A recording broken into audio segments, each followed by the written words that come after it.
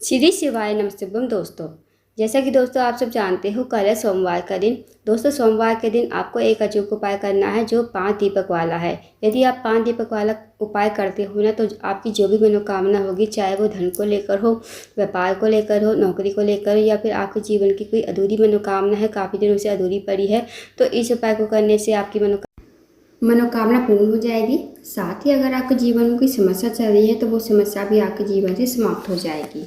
पूज्य गुरु जी कथा को सुनकर उपाय को अच्छे से समझाने का प्रयास करेंगे। तो आइए दोस्तों जानते हैं उपाय कैसे करना है। दोस्तों पहला जो उपाय है वो है मनोकामना पूर्ति के लिए। यदि आपकी कोई भी विशेष मनोकामना है, चाहे वो धन को लेकर हो, व्यापार को लेकर हो, नौकरी को लेकर हो, या फिर आपके जीवन की कोई बड़ी से बड़ी मनोकामना है, काफ़ी दिनों से अधूरी पड़ी है, तो इस उपाय को अवश्य कीजिए। इस उपाय को करने के लिए सबसे पहले आपको लेने हैं 5 दीपक। 5 दीपक चाहे आप मिट्टी के चाहे आटे के। अगर आप आटे के दीपक लेते हो तो आपको बिना नमक का आटा लेना है और बिना छना हुआ आपको आटा लेना है, और उससे दीपक आपको तैयार कर लेने हैं। फिर आपको 5 दीपक लेने के बाद गोल बाती का घी के दीपक तैयार करने हैं। इस उपाय को आपको शाम के समय करना है, प्रदोष काल में। उसके बाद आपको ये जो 5 दीपक आपने तैयार करे हैं, ये आपको एक थाली में रख लेने हैं। फिर इन दीपक को आपको शाम के समय प्रदोष काल में आपको अपने घर से बाहर निकल जाना है इन दीपकों को लेकर। सबसे पहले जाना है आपको शिव जी के मंदिर में। पहला जो दीपक है, या तो आप शिव जी की चौखट पर लगा दीजिए, नहीं तो शिव जी के मंदिर में आप इस दीपक को लगा सकते हो। अब शिव जी के मंदिर पहुंचकर जो आपके पास दीपक है ना, उनमें से जो पहला दीपक है वो आपको प्लेट में ही रखकर जलाना है, श्री शिवाय नमस्तुभ्यम का जाप करते हुए। दीपक को प्लेट में ही रखकर जलाओगे श्री शिवाय नमस्तुभ्यम का जाप करते हुए। उसके बाद दीपक को उठाओगे, भगवान की थोड़ी सी आरती करोगे और वो दीपक आपको वहीं पर रख देना है। फिर आपको मनोकामना बोलनी है, जो भी आपकी मनोकामना है भगवान से कहिए और भगवान को प्रणाम करके आपको वहाँ से आ जाना है। अब जो दूसरा स्थान है वो है दोस्तों बेलपत का पेड़। अब जहाँ भी आपके घर के आसपास बेलपत का पेड़ हो, वहाँ पर आप चले जाइए, और बेलपत का पेड़ जो है बड़ा होना चाहिए, इस बात का ध्यान रखें। बेलपत के पेड़ के नीचे पहुंचकर सबसे पहले आपके पास जो दूसरा दीपक है वो आपको प्लेट में ही रखकर जलाना है, श्री शिवाय नमस्तुभ्यम का जाप करते हुए। फिर इस दीपक को आपको बेलपत की जड़ में ही रख देना है, भगवान से प्रार्थना करनी है। जो आपने मनोकामना शिव जी के मंदिर में मांगी थी, वही मनोकामना आपको यहाँ पर कहनी है। आपको एक या 2 मनोकामना नहीं बोलनी है, आपको एक ही मनोकामना बोलनी है, जो आपकी विशेष मनोकामना है, जो आपने शिव जी के मंदिर में मांगी है मनोकामना, वही मनोकामना आपको यहाँ पर बोलनी है। उसके बाद आपको प्रणाम करके विनती करके वहाँ से निकल जाना है।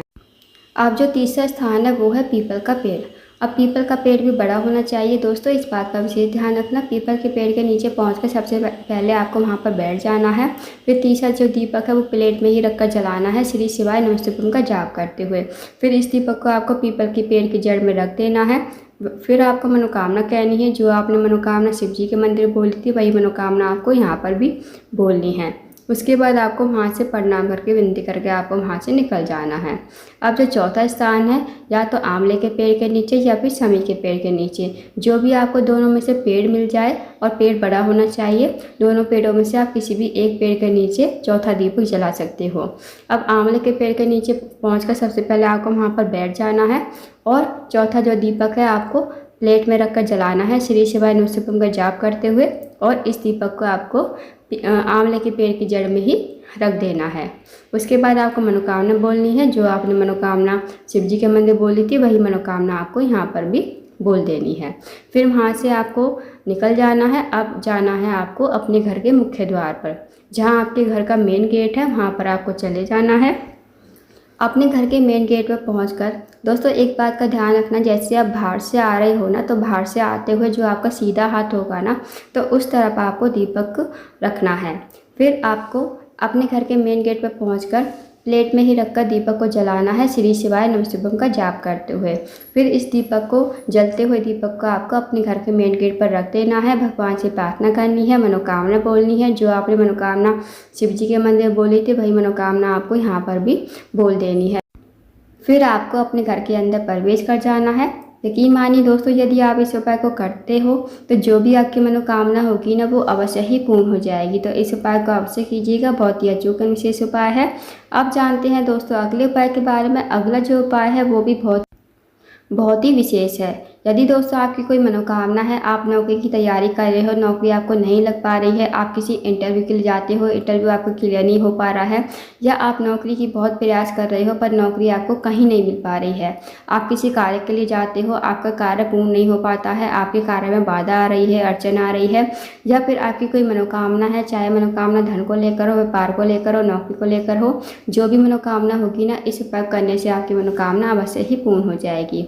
तो इस उपाय को करने के लिए सबसे पहले आपको लेना है 1 लोटा जल तांबे के पात्र में, साथ ही आपको लेने हैं 5 कनेर के फूल। अब जो 5 कनेर के फूल लोगे ना, वो आपको एक बार देख लेने हैं, कटे फटे नहीं होने चाहिए। अब दोस्तों कनेर के फूल जो होते हैं वो पीले कलर के होते हैं और सोमवार का दिन है, शिव जी का दिन होता है, और कनेर के फूल भगवान शिव को अति प्रिय होते हैं। अब आपको 1 लोटा जल और 5 कनेर के फूल लेकर चले जाना है शिव जी के मंदिर में।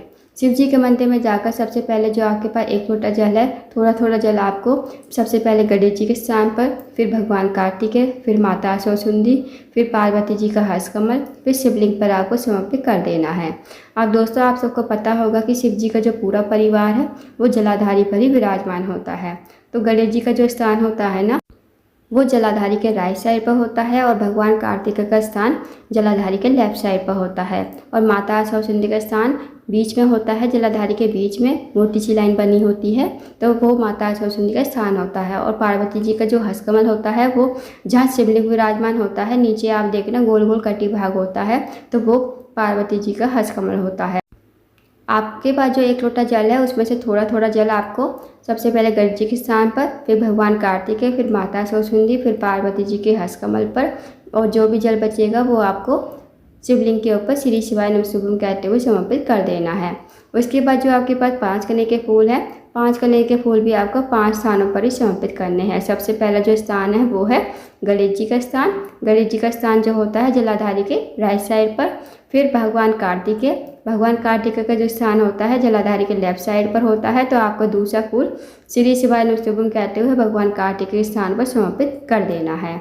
उसके बाद तीसरा जो फूल है वो आपको माता सरस्वती के स्थान पर समर्पित करना है, श्री शिवाय नमः शुभम कहते हुए।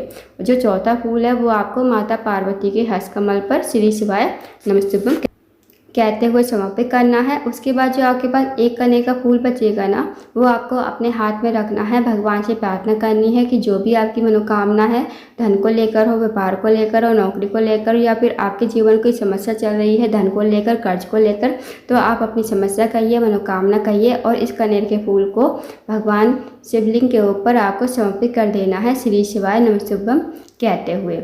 उसके बाद आपको 2 मिनट मंदिर बैठना है, श्री शिवाय नमः शुभम का जाप करना है, फिर आपको भगवान को प्रणाम करके विनती करके आपको अपने घर पर आ जाना है।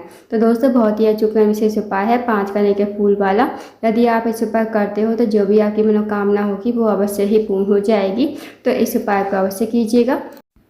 तो दोस्तों ये थे कुछ विशेष उपाय जो आपको सोमवार के दिन करने हैं। इन उपायों को अवश्य कीजिए।